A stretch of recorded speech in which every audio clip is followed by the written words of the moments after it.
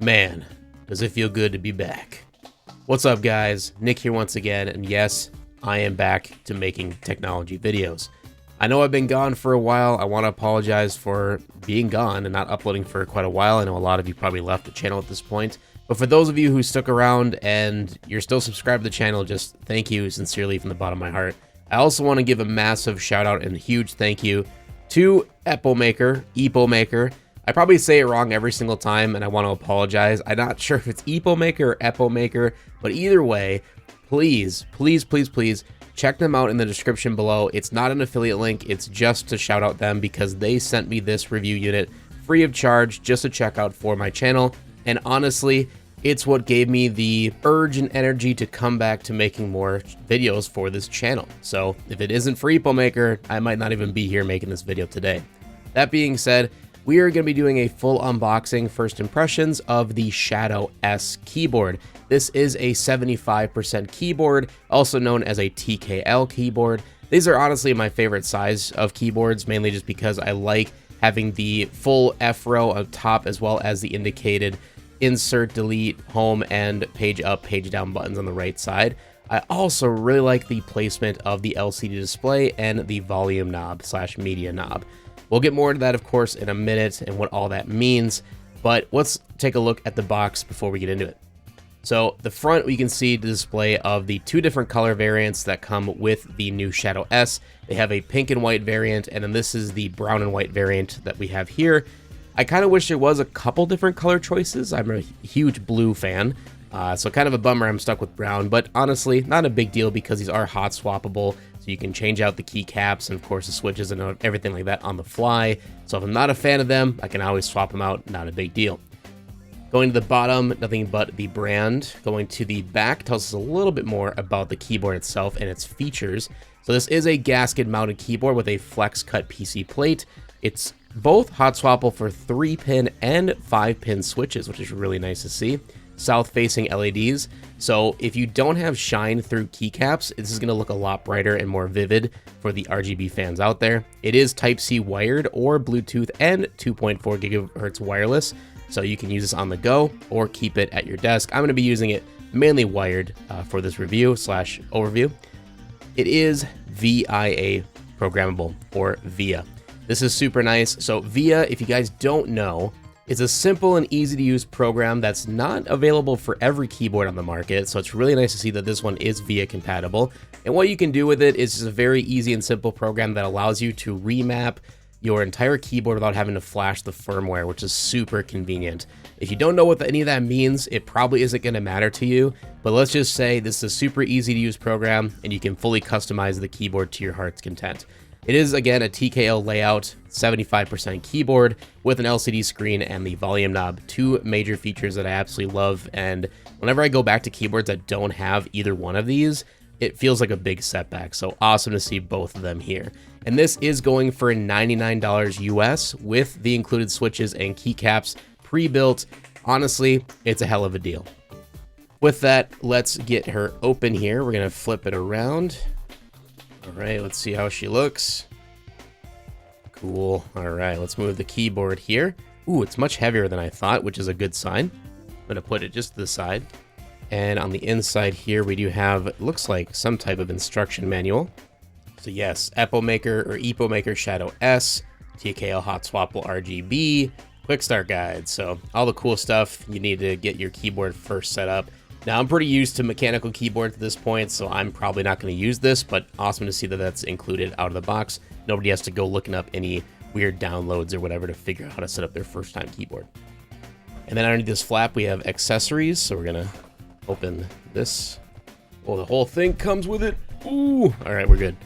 So we do have a braided, nice USB-C cable. Looks pretty long, I'd say about 3 feet, maybe a little longer than that, but very nice, gold-plated as well. We do have a couple extra switches, so these are the switches that were included. Let me look up the name of these in a second. I'll get back to you on those. And then we have a key puller and a switch puller as well, which is really nice. After further looking these up, these are the Epomaker Mulan switches. So these are a linear switch. They're supposed to be silent linear. They do have a little bit as you might, I don't know, you're probably not gonna be able to hear that, but it has a little bit of a tactile feel to it. So we're gonna check out the keyboard C and basically just check what it sounds like out of the box, stock, with no mods, no changes to switches, all that stuff. Again, these are the Epomaker Mulan switches. Okay, let's get it out of the wrapping here. Oh wow, I actually really like this retro design they went for with the Shadow S. It's kind of got that old retro look to it, kind of like the original keyboards, the membrane from back in the day. It also looks like it's not wood. They made it look like wood paneling because of the brown texture, but it is plastic, but it's a nice glossy plastic just for extra little pizzazz to the ends of the keyboard. It's both on the bottom and on the top. Very cool.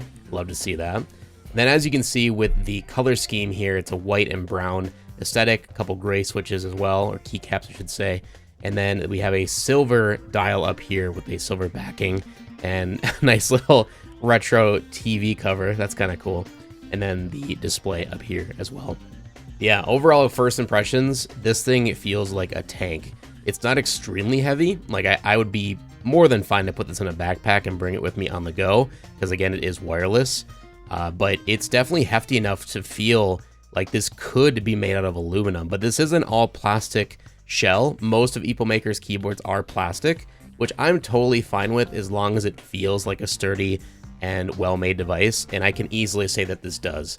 Looks like on the side here we do have some engravings, which it looks like they may have at one point wanted to put RGB lights on the side, kind of like the GMMK2 from Glorious, but obviously they didn't go that route because it's just a cut-in, or maybe just for aesthetics. It doesn't have any actual RGB lights or anything, but still kind of neat. And then, of course, we go to the back here. Looks like we have a shiny silver plate, the Shadow S, very cool, made in China. And then we do have, oh, thank God, I'm always so worried about this in new keyboards. We do have multiple settings for the feet. So we have the main higher feet, and then we have the smaller feet, and then of course, you can have it flat on the desk if you want. I do love that they added rubber feet, even for people who don't want to use the feet that are built in, which is really nice. And each foot has their own rubber, I don't know if you can really see this with the lighting, but has its own rubber feet, which is nice for it doesn't go sliding around. So nice to see, feels like really good quality there. So I like to have my keyboard as high as it can go, so we're gonna put those out. On the bottom here, we have a couple switches. We have a 2.4 gigahertz to USB to Bluetooth switch. We have a dongle, and then we have the Mac to Windows switch, which is nice, and the USB port. I do also really like that the USB port is sort of in the middle. It's a little bit to the right, or I guess to the left, but I rather prefer it in the middle than on like one of the sides. It makes it so if you have something like a coiled cable, for instance, like I do, it doesn't feel as awkward if you're forced to put it on one side over the other. So having it in the middle, I think, is the right choice to go. All right, so the one thing you all have been waiting for, let's do a quick little sound test before I plug it in and see the RGB effects and go into the VS software.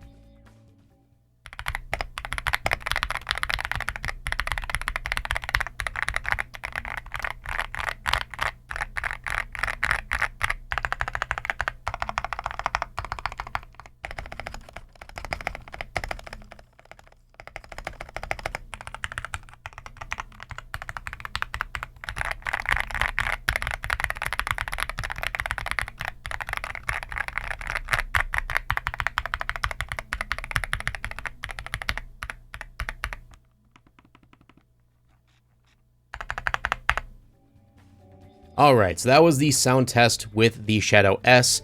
I gotta be honest with you guys, like right out of the box, no mods or anything, the stabilizers feel really good. I actually like the sound of these keycaps. It might not come through very well with my microphone. It's an SM7B, so I know it's not the best microphone for stuff like this. It's mostly for vocals, but I hope it got the point across and you could hear for yourself what it kind of sounds like out of the box. And this is easily for $100. I mean, out of the box experience, just for play it like plug and play, this is one of the best feeling and sounding keyboards I have opened in a long time.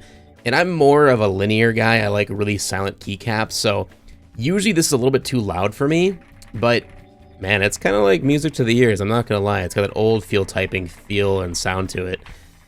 Very more like creamy, if you will, than like a thocky sound. But I definitely like it. So yeah, let's get it plugged in and check out the VS software and check out the little LCD display here.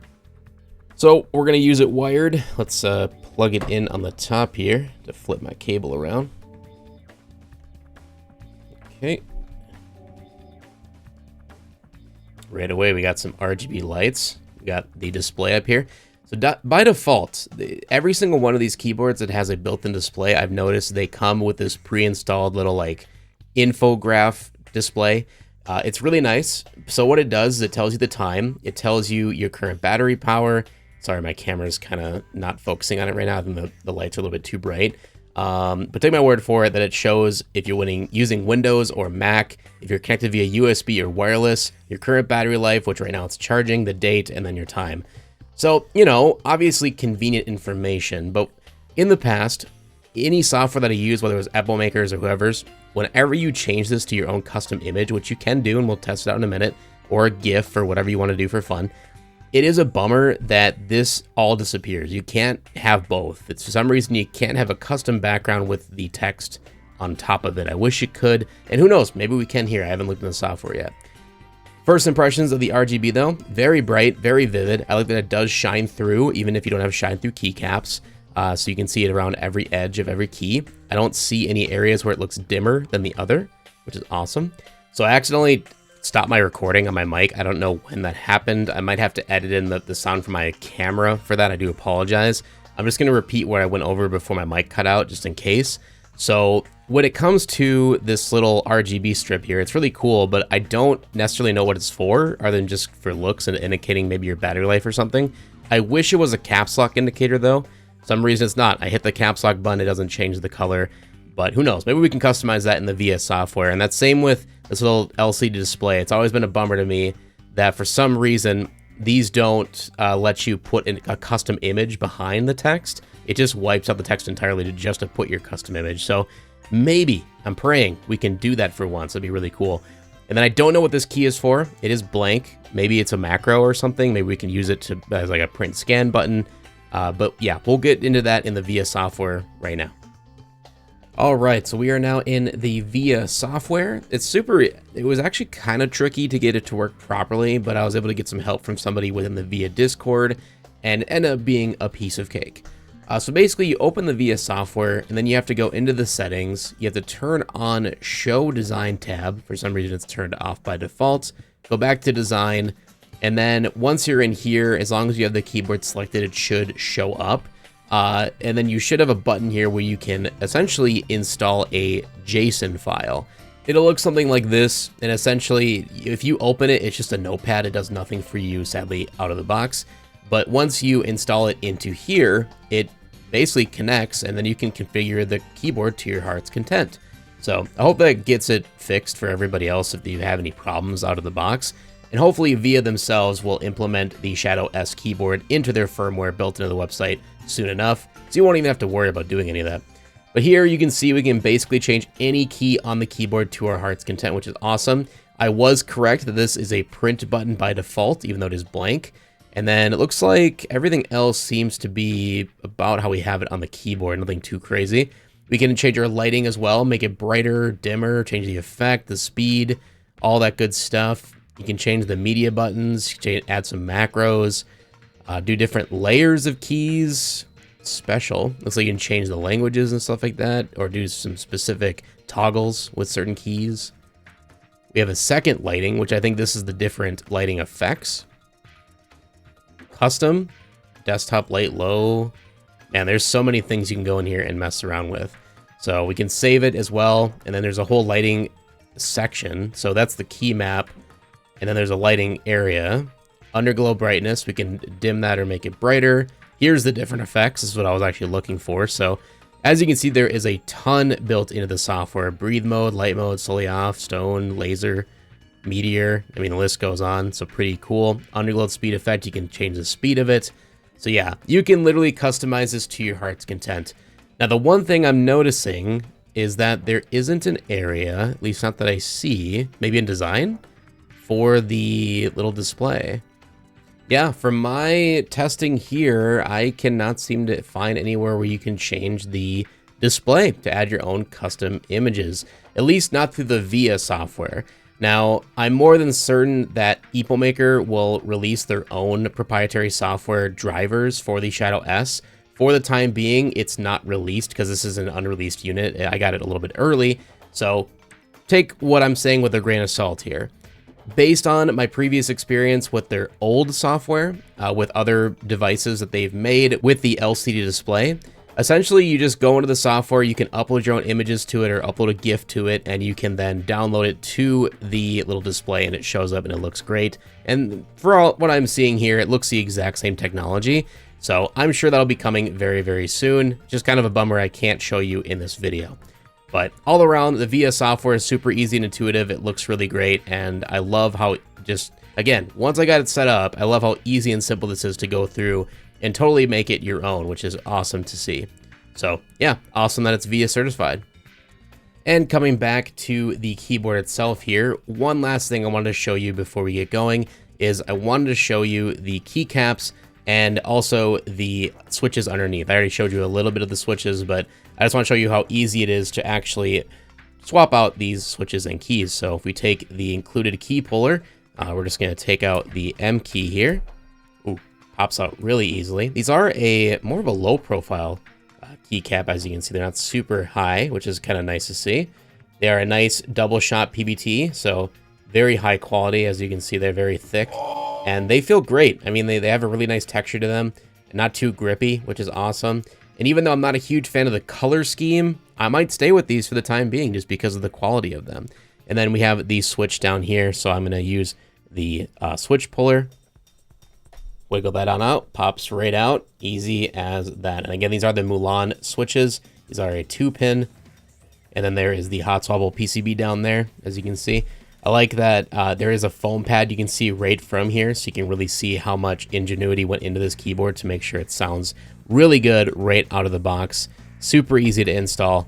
And yeah, there's also some flex in there too, which is nice. So yeah, all around just a really great pre-built keyboard. I mean, in 2024, there's so many keyboard companies out there that you can easily throw $100, $200 at, even more than that, and you're not going to get the quality that you're getting with the Epomaker Shadow S here. And I'm not just saying that because they sent this to me for free. I genuinely think that Epomaker, however you say it, makes some of the best keyboards on the market, especially for their prices. I mean, I could easily see this being going for $200.